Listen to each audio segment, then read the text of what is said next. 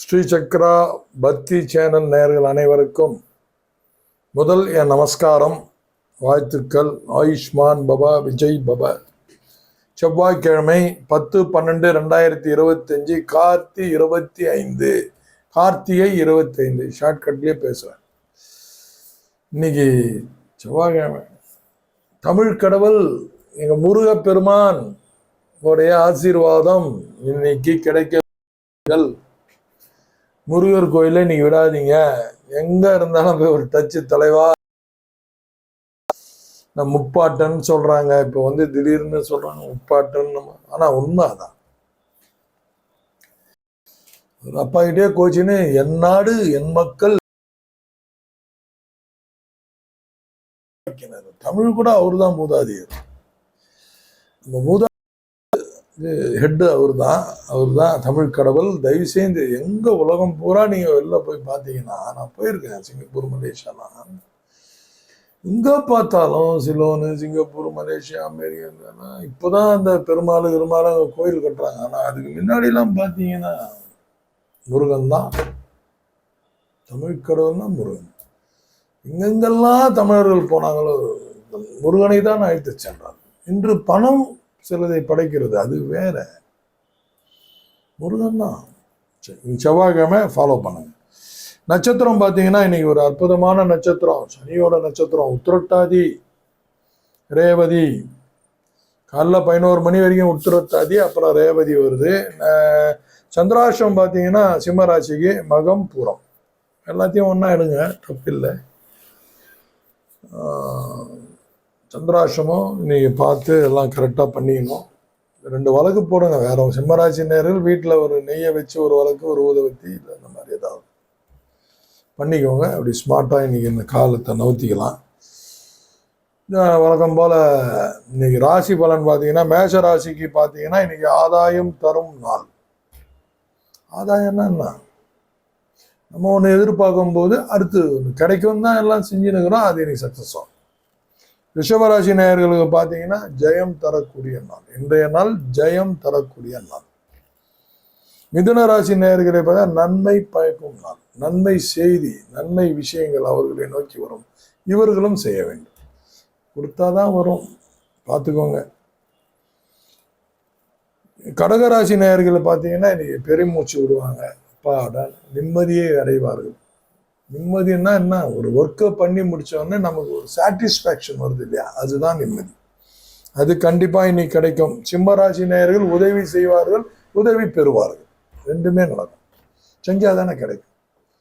நீங்க யாராவது முடியலன்னு வந்தா ஒர்க்லேயும் சரி, பணம் விஷயமும் சரி, ஏதோ கொஞ்சம் உதவி செய்யுங்க. ஏதோ ஒரு ரூபத்தில் உங்களை நோக்கி திரும்பி அது வந்துடும்.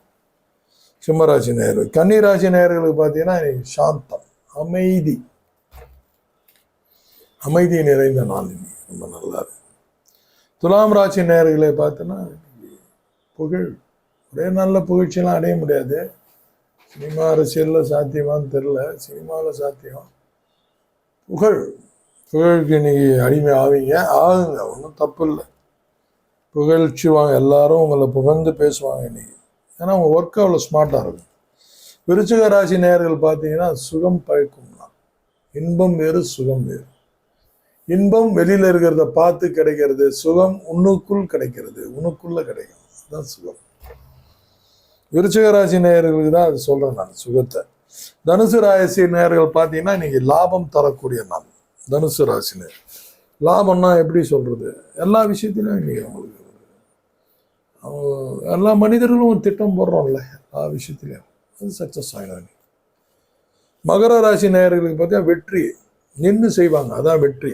நின்று செய்யணும். நின்று விளையாடு அப்படின்வாங்க. சும்மா ஓடினே விளையாடு, நின்று விளையாடுறா அப்படின்வாங்க. நீ விளையாடி ஜெயிப்பாங்க மகர ராசி நேயர்கள்.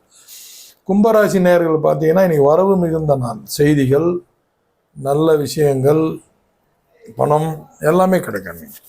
நல்ல வரவுகள் எல்லாம் இன்னைக்கு இருக்கு.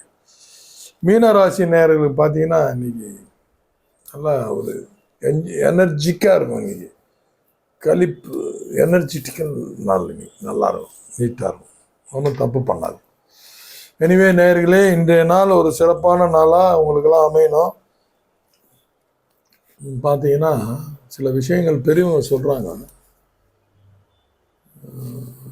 எதையெல்லாம் நமக்கு பாடம் கற்றுக் கொடுக்குது அப்படின்னு ஒன்று என்ன பண்ணிடுறோம், நம்ம என்ன நினைக்கிறோம், புத்தகங்கள் தான் நம்மளை ப்ரிப்பேர் பண்ணுது. அது இன்னும் ஒரு விதத்தில் உண்மைதான், நான் இல்லைன்னு சொல்ல. புத்தகங்கள் படித்தாதான் ஒரு மொழி ஏபிசிடி படித்தாதான் அந்த இங்கிலீஷ் படிக்க முடியும், ஆய்வு படித்தாதான் தமிழ் நம்ம அதுதான் தாய்மொழின்றான். எதுவுமே படிக்காமல் கற்றுக்கிறது தான் தாய்கிட்டேருந்து வரும். ஆணாக இருக்கட்டும் பெண்ணாக இருக்கட்டும், தாய்கிட்டேருந்து கற்றுக்கிறது தாய்மொழி. அதனால தான் அது நீ படிக்கவே தேவையில்லை, தானாக வந்துடும். அது மற்றதெல்லாம் நீ படிக்கணும், இந்த உலக நீதி தெரிஞ்சுக்கணும், இதை குரான் படிக்கணும், பைபிள் படிக்கணும், கீதை படிக்கணும், என்ன உனக்கு புக்ஸுங்களை நிறைய படிக்கணும். ஆனால் அதுதான் உன்னை கற்றுக் கொடுக்குதான்னு பார்த்தா எனக்கு தெரிஞ்சு இல்லைன்னு தான் சொல்லுவேன். புத்தகங்கள் உன்னை குணப்படுத்தியதா, உன்னை நன்மைப்படுத்தியதா, என்ன படுத்தியதுன்னு பார்த்தா ஏட்டு சுரக்கா அதை சிம்பிளாக நம்மால் சொல்லிட்டான், கறிக்கு உதவாதுப்பா. அப்போ யார் தாண்டா கற்றுக் கொடுக்குறாங்க அப்படின்னு நமக்கு தோணும். மக்களும் நேரமும் நமக்கு நிறைய கற்றுக் கொடுக்கும். மனிதர்களும் காலம் நேரமும் நமக்கு நிறைய கற்றுக் கொடுக்கும்.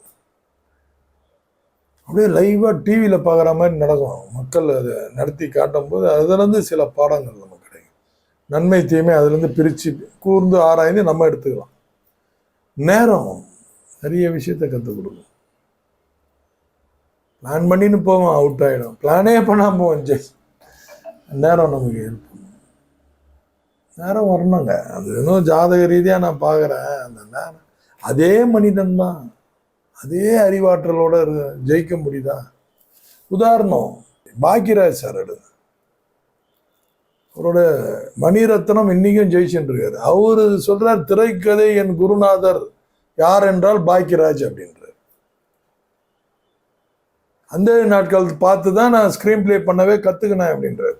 ஏகலைவன் அவரெல்லாம் கிட்ட போய் கத்துக்கல. ஏகலைவன் எப்படி கத்துக்கணும், அந்த மாதிரி பார்த்து கத்துக்கணும். ஏகலைவன் கதை ஒரு நாள் சொல்கிறான், ரொம்ப அருமையாக இருக்கும், ஃபர்ஸ்ட் கிளாஸாக இருக்கும். குரு துரோகத்தை பற்றி வரும்போது சொல்ல வராங்க.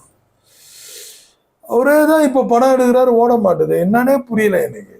கடைசி படம் அவரது ஏதோ ஒன்று பார்த்தேன் நான், வேட்டி மடிச்சு கட்டும் ஏதோ ஒன்று. ரொம்ப இதெல்லாம் நம்பவே முடியல என்னால், இது பாக்கியராஜ் படமா அப்படின்ட்டு. அப்போது அந்த ஆற்றலாக அவர் கற்றுக் கொடுத்துச்சு, படிப்பாக அவர் கற்றுக் கொடுத்துச்சு. அந்த நேரம், எதுக்கு இதை உதாரணமாக சொல்கிறேன், நேரம். அந்த நாட்கள் பாருங்க, ஒரு கை ஓசை பாருங்க, அவர் கண்டினியூவாக ஒரு 7-8 படம் பார்த்தீங்கன்னா ஒரு டிக்ஷனரி இன்னைக்கு வரக்கூடிய எல்லாருக்குமே. ஏன் சினிமாவை டச் பண்ணி உங்களுக்கு உதாரணம் சொல்றது புரியுதா உங்களுக்கு? சீக்கிரம் கேட்ச் ஆகும். தெய்வத்தை பற்றி சொல்லி உங்களுக்கு புரிய வச்சா லேட் ஆகும். சினிமா கதை சொன்னால் சுவாரஸ்யமாக கேட்பீங்க. அதே பாக்கியராஜ் தான் அதே படம் எடுக்கும்போது அவருக்கு நீ படம் பண்ண மாட்டாரு. படம் கடைசி படம் நமக்குலாம் பிடிக்கல. அப்போ அந்த நேரம் தானே, அந்த நேரம் நல்ல நேரம் இருக்கும்போது நல்ல கருத்துக்களோட நல்ல காமெடியோட நிறைய அழகாக பண்ணார். அது கை கொடுக்கலன்னும் போது சாதாவா அவரோட படங்கள் இருக்கு, ரெகுலராக வர படம் மாதிரி நமக்கு பிடிக்கல. அப்போது நேரத்துக்கு இது மனிதர்கள் ஒரு காந்தியை பார்த்து தெரிஞ்சுக்கணும் எப்படி வாழணும். ஏன்னா இன்றைய ஒரு அவதார புருஷங்களை பார்த்து தெரிஞ்சுக்கிறோம், ஒரு கிருஷ்ண பரமாத்மாவை பார்த்து தெரிஞ்சுக்கிறோம், ஒரு இயேசுநாதரை பார்த்து தெரிஞ்சுக்கிறோம், சல்லுல்லா சல்லத்தை பார்த்து தெரிஞ்சுக்கிறோம், ஒரு புத்தரை பார்த்து தெரிஞ்சுக்கிறோம். மனிதர்கள்லாம் இப்படி பல விதமாக நமக்கு வாழ்ந்து காமிச்சிட்டு போயிருக்காங்க. அதனால புத்தகங்கள் வேறு, அது அறிவு. ஆனால் நம்ம ஒழுக்கமாக வாழணும்னா வாழ்ந்து பார்த்த மனிதர்கள் நேரமும் காலமும் நம்ம செய்யணும். எனிவே இது நீங்கள் தான் முடிவு பண்ணணும். ஃபீட்பேக் கொடுங்க. எல்லாம் வல்ல இறைவனை பிரார்த்திக்கிறேன். விஜய் பவ, ஆயுஷ்மான் பவ. நன்றி, வணக்கம்.